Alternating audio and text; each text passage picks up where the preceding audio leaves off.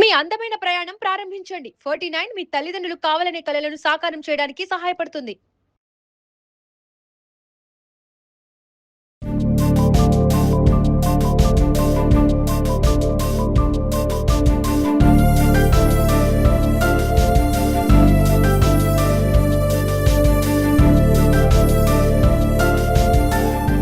నమస్తే, welcome to Suman TV. నేను మీ సౌమ్య. భారతదేశం యొక్క సనాతన ధర్మం ఏ మతానికో ఏ కులానికో చెందినది కాదు. మనిషి యొక్క జీవన సరళిని ప్రతిబింబిస్తుంది సనాతన ధర్మం. అయితే ఇప్పుడు పెరిగినటువంటి సదుపాయాలతో యాంత్రిక జీవితానికి మనిషి అలవాటు పడిపోయాడు. అన్ని సదుపాయాలు ఉన్నా సరే జీవనం కొనసాగించడం చాలా కష్టతరంగా మారింది. పొద్దున్న లేస్తే ఉరుకుల పరుగుల జీవితంలో మనకంటూ మనం టైంను కేటాయించుకోవడానికే ఆలోచిస్తున్నాం. టీవీలు, ఫ్రిడ్జ్లు, ఏసీలు, కరెంటు, ఫోను ఇలా ఒక్కటేంటి, చేసే ప్రతి పనిలో కూడా మనకి సరళమైనటువంటి విధానాలని యాంత్రికంగా అలవాటు చేసుకున్నాం.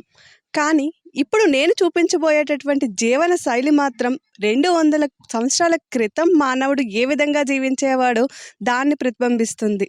అదే కూర్మ గ్రామం యొక్క సనాతన ధర్మాన్ని పాటిస్తున్నటువంటి వర్ణాశ్రమంలో జీవించే ప్రజల యొక్క ప్రత్యేకత. ఈ జీవన శైలిని మీకు చూపించడం కోసం ప్రస్తుతం నేను శ్రీకాకుళం జిల్లాలో ఉండేటువంటి శ్రీముఖలింగానికి 8 కిలోమీటర్ల దూరంలో ఉన్న కూర్మ గ్రామంలో ఉన్నాను. ఇక్కడ వర్ణాశ్రమాన్ని చూసుకున్నా, వాళ్ళ యొక్క పద్ధతులను చూసుకున్నా ఎంతో ముచ్చటేస్తుంది. ఇక్కడ కరెంట్ ఉండదు, ఫోన్ వాడకం ఉండదు, టీవీ తెలియదు. ఇక్కడ పిల్లలకి కూడా అసలు ప్రస్తుతం ఉన్నటువంటి టెక్నాలజీ ఏదీ తెలియదు. ఈ విశేషాలన్నీ నాతో పాటు మీరు చూడాలనుకుంటే ఫాలో అయిపోండి.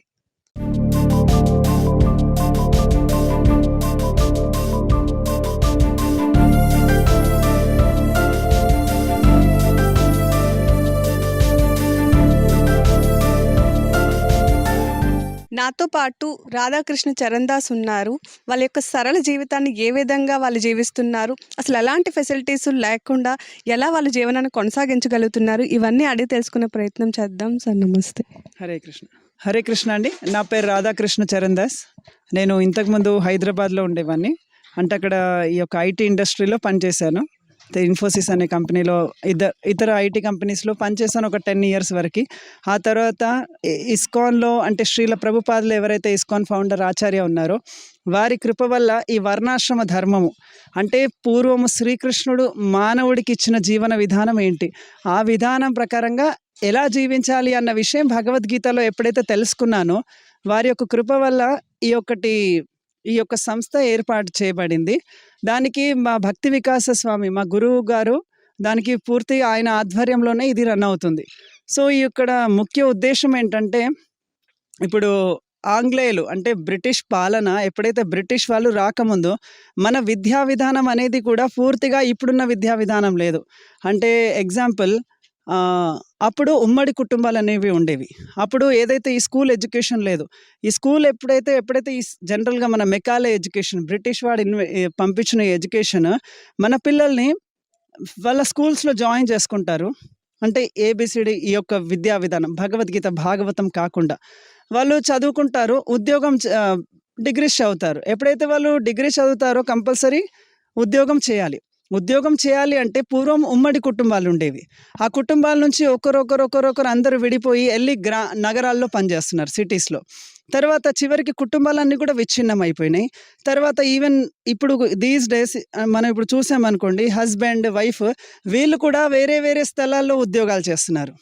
తర్వాత ఉన్న తరం ఎవరైతే పిల్లలు ఉన్నారో వాళ్ళకు భవిష్యత్తే లేదు. అంటే ఒక ధర్మము అని బోధించే వాళ్ళు ఎవరు లేరు. వాళ్ళేదో ఫోన్లలో తెలిసిన జ్ఞానంతో. సో ఇలా జీవన విధానం, ఉద్యోగము, ఉమ్మడి కుటుంబాలు బ్రేక్ అయిపోవడము. మళ్ళీ మనం చూసినట్లయితే ఏదైతే ఎడ్యుకేషన్ అన్న పేరుతోటి ఈ యొక్క కో ఎడ్యుకేషన్స్, బాయ్స్ గర్ల్స్ కలిసి వెళ్ళడం వల్ల శాస్త్రం ఏం చెప్తుందంటే, women and men the more they are far అని అప్పుడు ఈ యొక్క సమాజంలో ప్రశాంతత అనేది ఉంటుంది. ఈ కో ఎడ్యుకేషన్ అనే సిస్టమ్ ఇవన్నిటి వల్ల ఏంటంటే ఎక్కువ చెడు అనేది ఇప్పుడు మనం మానభంగాలు, విడాకులు ఇవన్నిటికీ కారణం ఏంటంటే మోర్ ఇది క్లోజ్‌నెస్ అయిపోయింది. మన భారతీయ సంస్కృతి ఇది కాదనమాట. తర్వాత ఒక విధంగా మనం చూసినట్లయితే పూర్వము మన వాళ్ళందరూ కూడా ఈ విద్యుత్ మేమిక్కడ కరెంట్ వాడము. చాలామంది అడుగుతారు ఎందుకు కరెంట్ వాడరు అని. యాక్చువల్‌గా కరెంట్ వాడడానికి ఈ ప్రపంచంలో ఇప్పుడు అశాంతతకి చాలా సంబంధం ఉంది. ఎలా అంటే కరెంట్ వాడడం బట్టి మనిషి తొందరగా నిద్రపోవట్లేదు. ఎప్పుడో పడుకుంటున్నాడు. ఎప్పుడో లేస్తాడు. దానివల్ల కృష్ణుడు ఏం చెప్తున్నాడంటే ఎప్పుడైతే మానవుడు తన జీవన విధానం సూర్యుడు వెళ్ళిపోయిన తర్వాత ఒక గంటన్నరలో పడుకోవాలి. కానీ ఇతను నైట్ అంతా లేచి ఉంటున్నాడు. సూర్యుడు రాకముందు గంటన్నర ముందే లేవాలి. ఈ విధంగా జీవన విధానం లేనప్పుడు అతని ఆలోచనలంతా కూడా డీమన్ అంటే ఒక రాక్షసుల ఆలోచనలు తయారైపోతాయి. ఈ విధంగా సమాజంలో అన్ని కూడా తప్పులు చేస్తున్నారు. అంటే రాత్రి అంతా లేచి ఉంటారు. దీనివల్ల ఏంటంటే మనిషి మానసికంగా సరిగ్గా ఉంటాడు. తర్వాత ఇంకా ఇలా విషయాలు చూసినట్లయితే బయట స్కూల్ పిల్లలు అనేది వాళ్ళది 4-5 ఇయర్స్ మీరు చూసారనుకోండి 5 సంవత్సరాల పిల్లాడే స్మార్ట్ ఫోన్‌కి అలవాటైపోతున్నాడు. ఈ నరాల వీక్‌నెస్ అన్నీ వస్తున్నాయి. ఇప్పుడు నాకు 40 ఇయర్స్‌కి స్పెక్స్ వచ్చాయా? ఇప్పుడు 4 ఇయర్స్‌కి పిల్లలకి స్పెక్స్ వస్తున్నాయి. 5 ఇయర్స్ పిల్లలకి వస్తున్నాయి. ఎందుకు? ఎందుకంటే వాళ్ళ ఎడ్యుకేషన్. వాళ్ళకు నేనే ఒక రోల్ మోడల్ లాగా ఉన్నాను. ఎందుకంటే బయట చూడండి పేరెంట్స్ వాళ్ళు ఉద్యోగానికి వెళ్ళిపోతారు. పిల్లల్ని హాస్టల్‌లో ఏస్తారు. తండ్రి నుంచి ఏం నేర్చుకుంటాడు? కానీ మీరు రామాయణంలో చూడండి శ్రీరామచంద్రుడు, లవకుశుడు వాళ్ళిద్దరు పిల్లలకి కూడా ఆయన ఒక రోల్ మోడల్. ఓహ్! నా తండ్రి ఇలా ఉన్నాడు. ఇన్ని కట్టుబాట్లు, ఇంత ధర్మం తెలిసిన. మరి ఇప్పుడు తల్లిదండ్రుల నుంచి ఏం తెలుసుకుంటారు పిల్లలు? ఓహ్! మా నాన్న ఫోన్ చూస్తూ ఉంటాడు. మా నాన్న ల్యాప్‌టాప్ చూస్తూ ఉంటాడు. మా నాన్న సినిమాలు చూస్తుంటాడు. మా నాన్న తిరుగుతూ ఉంటాడు. ఇంకేం తెలుసుకోరు కదా! తండ్రి నుంచి ఒక విలువలు కూడా పిల్లలు తెలుసుకోవాలి. ఈ విలువలు తెలుసుకోవాలంటే మళ్ళీ భారతీయ జీవన విధానంకి రావాల్సిందే. సో, ఈ విధంగా ఇవన్నీ ఆలోచించి ఇక్కడికి వచ్చి ఇప్పుడు 3 సంవత్సరాలైంది. తర్వాత ఈ విధమైన జీవన విధానం అనేది స్టార్టింగ్ కొంచెం టఫ్‌గా అనిపించింది. ఎందుకంటే జీవనం ఇంతకుముందు నగరాల్లో పెరిగి ఉన్నాం కాబట్టి కొద్దిగా కష్టం. కానీ ఈ యొక్క దీని ఇంపార్టెన్స్ ఏదైతే అర్థమవుతుందో ఇది చాలా ఈజీ జీవన విధానం. టైంకి పడుకోవడము, టైంకి లేవడం. ఇక్కడ పిల్లలు, పెద్దవాళ్ళందరూ కూడా 7:30, 8 లోపు పడుకుంటారు. పొద్దున 3:30కి లేస్తారు. ఇది అసలు మామూలుగా బయట పాసిబుల్ అవ్వదు. అస్సలవ్వదు. సో, ఇవన్నీ మనం చూసామనుకోండి అసలు యాక్చువల్‌గా ఇప్పుడు చూడండి చాలామంది అడుగుతారు. మీకు ఉద్యోగాలు లేకుంటే ఎట్లా? చదువుకోకుంటే ఎట్లా అని. యాక్చువల్‌గా మనకు కావాల్సింది ఇల్లు, తర్వాత బట్టలు, తర్వాత ఆహారం. యాక్చువల్‌గా ఆహారము భూమే ఇస్తుంది. బట్టలు మనమే తయారు చేసుకుంటున్నాం. మట్టి ఇల్లు కట్టుకుంటున్నాం. మరి బీటెక్‌లు, ఎంటెక్‌లు ఎందుకండి? కావాల్సింది ఆహారము, బట్ట, ఇల్లు. ఇవి మనకు భగవంతుడు ఫ్రీగానే ఇస్తున్నాడు గదా! ఈ ఎడ్యుకేషన్ ఎందుకు మధ్యలో? ఈ ఎడ్యుకేషన్ అనేది ఒక పెద్ద స్కామ్. మీకు డీటెయిల్స్ కావాలంటే కొన్ని డీటెయిల్స్ ఇస్తాను. కానీ అది మళ్ళీ ఏమవుతుందంటే అది ఒక వైరల్ అయిపోతది. విద్య అంటే ఏంటి అసలు? విద్య అంటే మనిషిని మనిషిగా ప్రవర్తించేటట్టు చేసేది.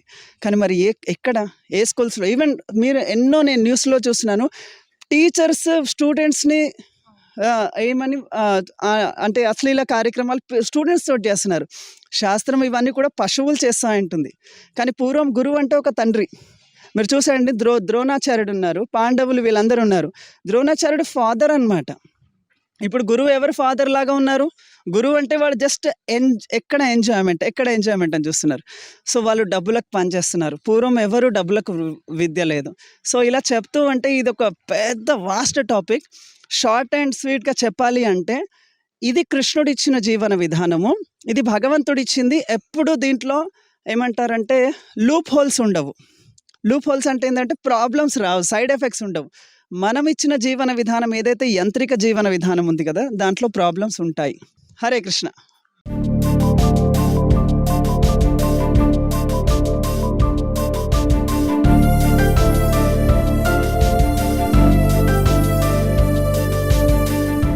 ప్రస్తుతం నేను కూర్మ గ్రామంలో ఉన్న హౌసెస్ దగ్గర ఉన్నాను. మీరు ఇక్కడ చూసుకోవచ్చు ఇల్లులన్నీ కూడా పూర్వకాలం ఏ పద్ధతుల్లో అయితే నిర్మించారో అదే విధంగా ఉన్నాయి. కొన్ని గడ్డితో నిర్మించినవి, అలాగే పెంకుటిల్లులు ఏవైతే ఉన్నాయో ఇవంటే కరెంట్ ఫెసిలిటీస్ ఏమి ఉండవు కాబట్టి చల్లదనాన్ని ఇస్తాయి. వాళ్ళ జీవన శైలికి అనుగుణంగా ఉంటాయని చెప్పి ఇలా కన్స్ట్రక్షన్ చేసుకున్నారు. ఇక్కడ చాలా ఫ్యామిలీస్ కూడా మనకి నివాసం ఉంటున్నాయి. వాళ్ళతో మాట్లాడే ప్రయత్నం చేద్దాం. ప్రస్తుతం నేను ఇక్కడ ఒక హౌస్ లోపల ఉన్నాను. ఈ హౌస్ కన్‌స్ట్రక్షన్ మొత్తం మనం చూడొచ్చు. మొత్తం మట్టితో నిర్మించారు. యూజ్ చేశారు. ఎక్కడ సిమెంట్ గాని ఇలాంటివేవి యూజ్ చేయకుండా చాలా న్యాచురల్‌గా ఉన్నాయి ఈ హౌసెస్ అన్నీ కూడా. ఈ ఇల్లు యొక్క ప్రత్యేకత మీరెక్కడి నుంచొచ్చారు? ఇవన్నీ మాతో చెప్పగలరా? నా పేరు గౌర్ గోపాల్ దాస్. ఆహ్, నేను హైదరాబాద్ దగ్గర మహబూబ్ నగర్ డిస్ట్రిక్ట్‌లో మా ఇల్లు. సో, అక్కడి నుంచి వచ్చాము. నేను పుట్టి పెరిగింది పూణే, మహారాష్ట్రలో. సో, నా తెలుగు కొంచెం డిఫరెంట్‌గా ఉంటది. సో, ఆహ్, ఈ ఇల్లు నిర్మించే ఒక పద్ధతి భగవంతుడిచ్చింది. పూర్వీకులు అందరూ ఇలాగే జీవించేవారు. ఇది మట్టి, ఇటుక ఇంకా ఆవు పేడతోన తయారు చేసి వేయబడింది గోడలన్నీ కూడా. సో, లోపల మనం ఈ సున్నం వేసాము. సో, సున్నం ఏం చేస్తదంటే మనకు టెంపరేచర్ కంట్రోల్ చేస్తది. బయట ఉన్న టెంపరేచర్, ఇక్కడ లోపల ఉన్న టెంపరేచర్ తేడా మీరు చూడొచ్చు. ఇప్పుడు లోపల వచ్చేసి వెచ్చగా ఉన్నది. బయట చల్లగా ఉన్నది. సో, చలికాలంలో లోపల వెచ్చగా ఉంటది. అలాగే మీరు భూమి చూడొచ్చు. ఇది కూడా ఆవు పేడతోన రుద్దినది. సో, ఆవు పేడ, సున్నం ఈ కాంబినేషన్ భగవంతుడు మనకిచ్చారు. ఎందుకు? దీంతోన మనము బయట ఉన్న టెంపరేచర్‌కు, లోపల ఉన్న టెంపరేచర్‌కు మనము తట్టుకోగలుగుదాం. సో, మనకు ఆర్టిఫిషియల్లీ ఈ ఏసీలు, హీటర్స్ అవసరం లేదు. ఈ పెంకలు ఇవి కూడా మట్టితోని చేయబడ్డాయి. ఇక్కడ మనకి యాక్చువల్లీ వెంటిలేషన్ కోసం అని చెప్పి ఆ హోల్స్ ఉంచారు కదా! దానిపైన గ్లాసెస్ పెట్టారండి. అవును. అది వెంటిలేషన్స్ కొరకు కాదది. అది వెలుతురు కొరకున్నది. వెంటిలేషన్ కొరకు ఇది మొత్తం ఓపెన్ ఉన్నది. You see. అంటే దీనికి ప్రత్యేకంగా సెపరేట్ వెంటిలేటర్స్ పెట్టేటి అవసరం లేదు. మనం ఇంతకుముందు సిమెంట్ ఇంట్లో వెంటిలేటర్స్ పెడతారు డోర్ పైన. సో, అది అవసరం లేదు. ఎందుకంటే న్యాచురల్ వెంటిలేషన్ ఉంది దీనికి. ఓకే. ఇలా ఎన్నో రకాల న్యాచురల్‌గా ప్రతి ఒక్క స్టేట్‌లో డిఫరెంట్ కైండ్స్ ఆఫ్ సిస్టమ్ భగవంతుడిచ్చినది. సో, అలా పూర్వం నుంచి జరుగుతున్నవి అవన్నీ. మొత్తం మీ ఫ్యామిలీ అంతా కూడా ఇక్కడే ఉంటారండి? అవును. నేను, నా భార్య, మా ఇద్దరు కొడుకులు. నాకు ఇద్దరు అబ్బాయిలు. ఆయన 18, ఒక పెద్దాయన 18 సంవత్సరాలు. చిన్నోడేమో 14 ఇయర్స్ ఇప్పుడు. సో, పెద్దాయన మేమిప్పుడు ఫార్మ్ కమ్యూనిటీ ఇలాంటిది ఇంకో గుజరాత్‌లో ఒక ఫార్మ్ కమ్యూనిటీ ఉంది, నందగ్రామ్ అని. సో, అక్కడ మేము ఫస్ట్ చేరుకున్నాము 2015లో. అసలు ఇక్కడికి రావాలి, ఇలాంటి జీవనాన్ని జీవించాలి అనే ఆలోచన ఏ విధంగా వచ్చింది? దానికి ముఖ్యమైన 2 కారణాలున్నాయి. ఒకటైతే నేను భక్తిలో వచ్చాక నాకు అర్థమవుతుంది. నేనైతే జీవిత విధానం అక్కడ జీవిస్తున్నా అది భక్తికి అనుగుణంగా లేదు. అంటే అక్కడ నేచర్ లేదు. నేచర్ లేదక్కడ. సో, చూసారు కదా! ఇక్కడ వీళ్ళ యొక్క జీవన శైలిని చూస్తుంటే నిజంగా అంటే మానవుడు జీవించడానికి ఎలాంటి ప్రెషర్స్ లేకుండా సంపాదించాలి, అది చేయాలి, ఇది చేయాలి ఇలాంటి కోరికలేమీ లేకుండా సింపుల్‌గా జీవిస్తే ఇంత ఆనందం ఉంటుందా అని చెప్పి వీళ్ళని చూస్తే అర్థమవుతుంది. ఎప్పుడైనా సరే ఇక్కడికి రావాలి అంటే ఔటర్స్ కూడా వచ్చి ఒక 2 డేస్, 4 డేస్, 1 వీక్ ఉండే ఫెసిలిటీస్ కూడా మనకి వీళ్ళిక్కడ కల్పిస్తున్నారు. ఎవరైనా సరే వీళ్ళ లైఫ్ స్టైల్‌ని చూడాలి, లేదు ఇలా ఒక 4 రోజులు ప్రశాంతమైనటువంటి జీవనాన్ని గడపాలి అనుకున్నట్లయితే ఇక్కడికి రావడానికి కూడా వాళ్ళు అన్ని ఫెసిలిటీస్ సమకూరుస్తామని చెప్తున్నారు. ప్రస్తుతం నేను వీళ్ళ వంటగదిలో ఉన్నాను. ఎవరైతే ఫ్యామిలీస్ ఉన్నారో వాళ్ళైతే వాళ్ళ ఫ్యామిలీస్ సెపరేట్‌గా ఉంటే కుక్ చేసుకుంటారు. కానీ ఎవరైతే బ్రహ్మచారులు ఉన్నారో వాళ్ళందరికీ కూడా ఈ వంటగదిలో అందరికీ కలిపి కుకింగ్ చేస్తారనమాట. సో, ఇప్పుడు ప్రస్తుతం నాతో పాటు కుక్ చేసే వ్యక్తి ఉన్నారు. సార్ నమస్తే. హరే కృష్ణ. అంటే ఏంటి ఇక్కడ స్పెషాలిటీ? ఇక్కడ కూరగాయలు కానియండి, ఆహారం కానియండి, ఎలాంటి ఆహారాన్ని తీసుకుంటారు? ఏ టైంకి తింటారు? ఇవన్నీ మాతో చెప్పగలరా? ఇక్కడ వచ్చే ఆహారం అంతా కూడా మనం స్వయం సమృద్ధి శక్తులు ఉంటాం. మనం పండించిన కూరగాయలతోనే మనం తీసుకోవడం జరుగుతుంది అనమాట. దాంట్లో మనం చేసేదంతా కూడా అది ఆర్గానిక్ అనమాట. న్యాచురల్గా జీవామృతంతో, ఘనజీవామృతంతో మనం స్వయంగా భక్తులు ఎవరైతే రోజుకి 16 మాల జపం చేస్తూ ఓన్లీ భగవంతుడి కోసమే జీవితం అర్పించిన వాళ్ళు ఎవరైతే ఉన్నారో వాళ్ళు వండితే వాళ్ళ చైతన్యం ద్వారాగా, వాళ్ళ గ్రెయిన్స్ తినడం ద్వారాగా వాళ్ళ ఆధ్యాత్మిక జీవితం అనేది చాలా ఉన్నత స్థాయికి వెళ్తుంది అనమాట. ఇంకా టైమింగ్స్ అంటారా, మార్నింగ్ 7:30 టైంకి మేము ప్రసాదం తీసుకుంటాము. కిచిడి, ఉప్మా లేకపోతే ఒక సింగిల్ ఐటమ్ లాగా ఉంటుంది.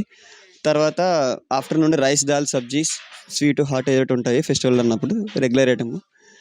ఈవినింగ్ పాలు లాంటిది లేకపోతే స్నాక్స్ ఐటమ్ లాంటిది. మధ్యాహ్నం 1:00 ఉంటుంది. ఈవినింగ్ 5:30. అంటే మధ్యలో ఇంకేం తినరా? తినాల్సిన అవసరం ఉండదు అనమాట. మాకు ఎంత ఆహారం కావాలో ఆ టైంలోనే తీసుకుంటాం అనమాట. మిగతా సమయం అంతా కూడా మాకు సర్వీసులు ఉంటాయి కాబట్టి తినాల్సిన అంటే ఆయుర్వేదం ప్రకారంగా చూసినా సరే సిస్టమేటిక్ టైమ్స్ అనేది మనకి హెల్త్కి రెగ్యులేషన్ అనేది చాలా ఇంపార్టెంట్ అనమాట.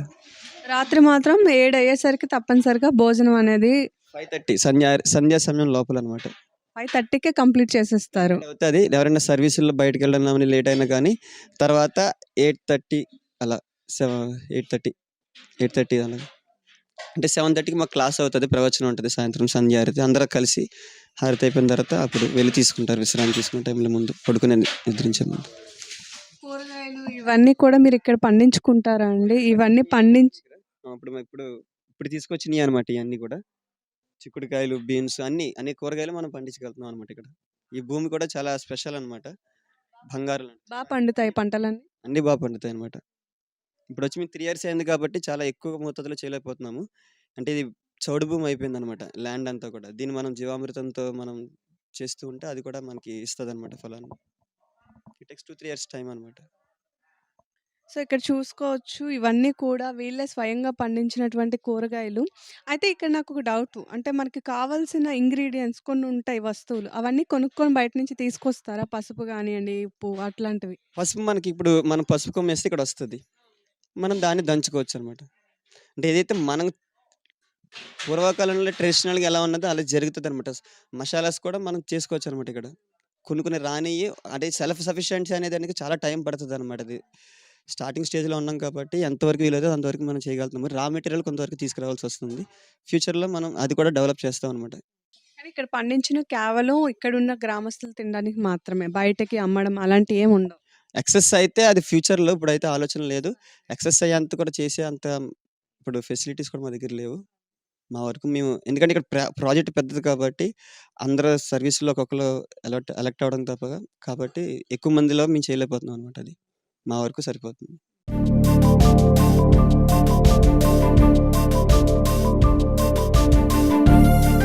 ప్రస్తుతం నాతో పాటు వర్ణాశ్రమంలోనే ఉంటూ ఇక్కడే చదువుకుంటున్నటువంటి చాలామంది పిల్లలు ఉన్నారు. వీళ్ళతో మాట్లాడే ప్రయత్నం చేద్దాం. హాయ్.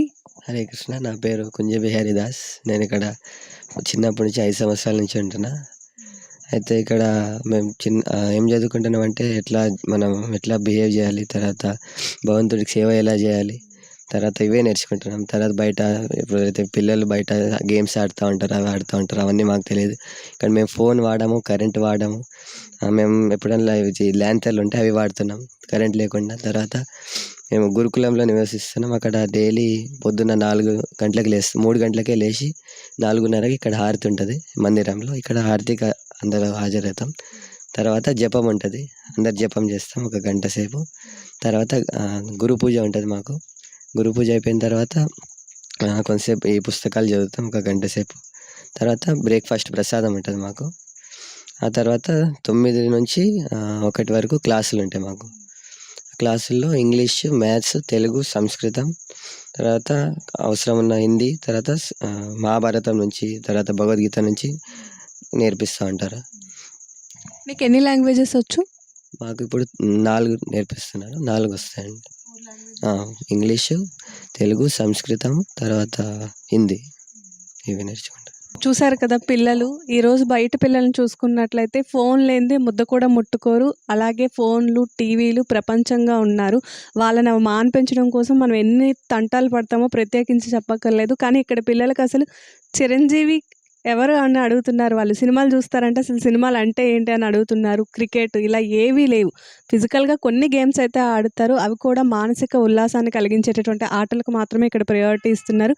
నిజంగా వీళ్ళని చూసినట్లయితే ముచ్చటేస్తుంది. అంటే బయట ఉన్న పిల్లలకు కూడా ఇంత డిసిప్లిన్ అలాగే ఇంత నీట్గా ఉన్నట్లయితే సొసైటీ ఎంత బాగుంటుందో అనిపిస్తుంది.